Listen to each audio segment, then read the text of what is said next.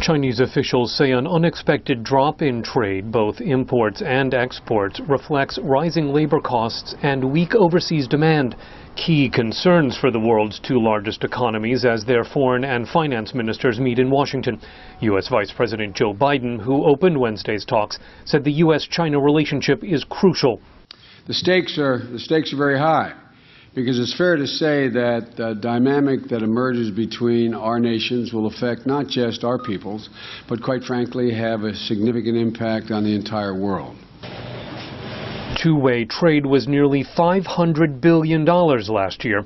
The economic relationship between the United States and China benefits not only their citizens, but also serves worldwide peace and development, said Chinese Vice Premier Wang Yang.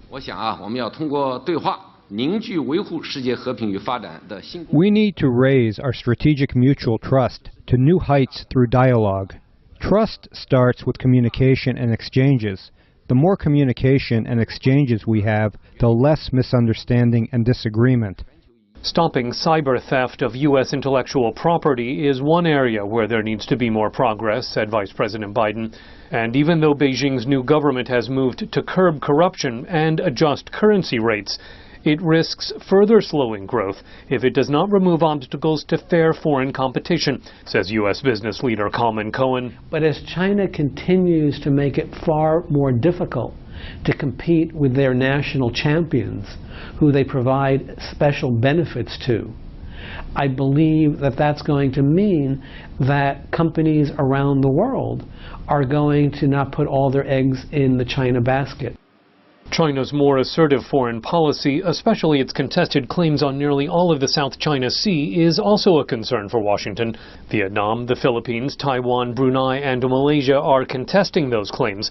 Michael Oslan at the American Enterprise Institute says the United States can help China resolve those disputes without threatening its sovereignty. I think it is really trying to express that when you're a country as large as China, so that you have multiple geographic fronts on which you must operate and in which you have interests, that you have to think very carefully about your approach in total as well as separately. U.S. Secretary of State John Kerry said these annual talks are a chance for honest, wide-ranging conversations about agreements and differences.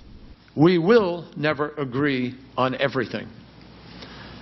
And we will have candid conversation on those issues where we don't see eye to eye, because that is absolutely the best way to constructively manage our differences and increase understanding.